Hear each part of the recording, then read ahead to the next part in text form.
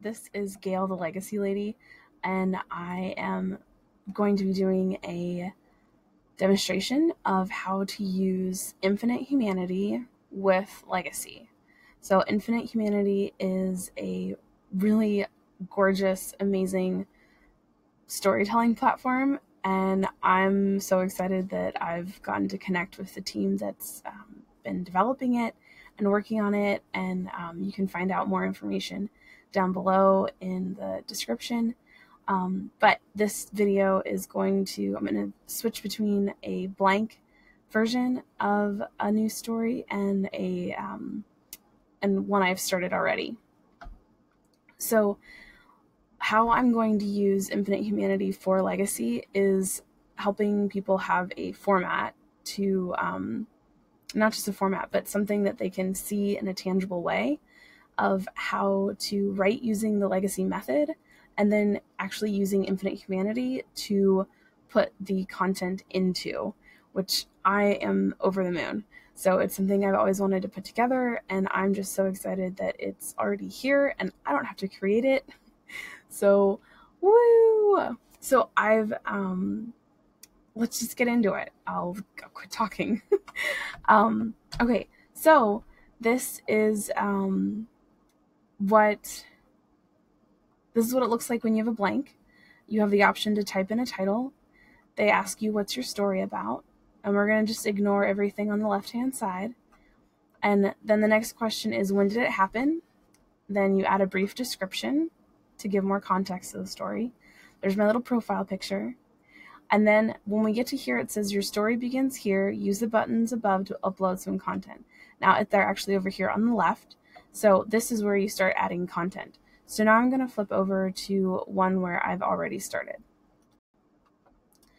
So every Tuesday at 9 a.m. Eastern, or 10 a.m. Eastern, I do a tweet chat on Twitter using #LegacyChat, and we spend 20 to 30 minutes writing about one moment in our lives. So we write one page of our story every week.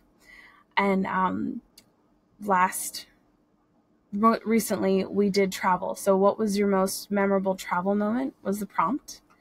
And my answer to that is taking my young family to Sweden in the summer of 2017. So I have pre-pulled pictures for this, and I did start writing a little bit. This is a placeholder picture, so I'm going to delete that. We click image, and you can do drag and drop. So I'm going to open up my file that I already had open. Now, these are, some of these are family photos, and some of these are photos that other people have taken. For someone who's doing legacy recording, I'm actually not that great at taking pictures. And the phone that I took, I'm good at taking pictures. I just don't always remember to do it. So when I did, when we went to Sweden, I took pictures on my phone, and then that phone went defunct, and so I haven't uploaded the photos from Sweden yet, apparently. So anyways, so this is the beginning of my story. We can add an image. I just added an image, and then for the text box, you actually write the text over here on the little tab that pops out, and you can write anything you want. I'm just going to write placeholder right now. I did write a little bit earlier. I just want to give you an idea of what it can look like. So what I love about this is that you can actually put, you can arrange everything how you want it. It's kind of like having a digital scrapbook that you can just easily plug and play and push around. Now, this picture is my oldest daughter, and we're in a restaurant, and it was kind of a long day that day, but it was so much fun. And I love this picture of her.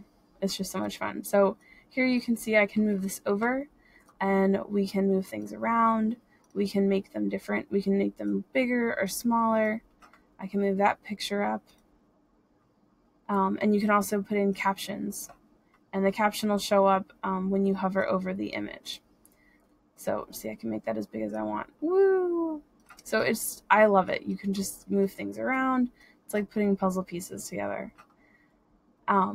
So that's how that works. And that would be, I'll do another video of the actual legacy writing process and how I would input that in there. I just wanted to go over a few of the features of how to use it. And you can see on the side that you can separate out that you do a block quote, which that would look like epic trip and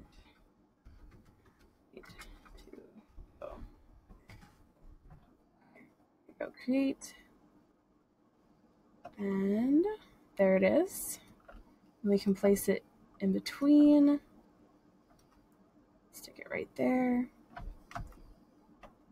and then from there we can edit it right there.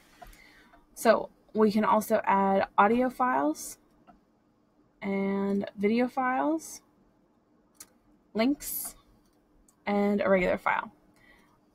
So those are the features of how to put content in. So that's the beginning of my story.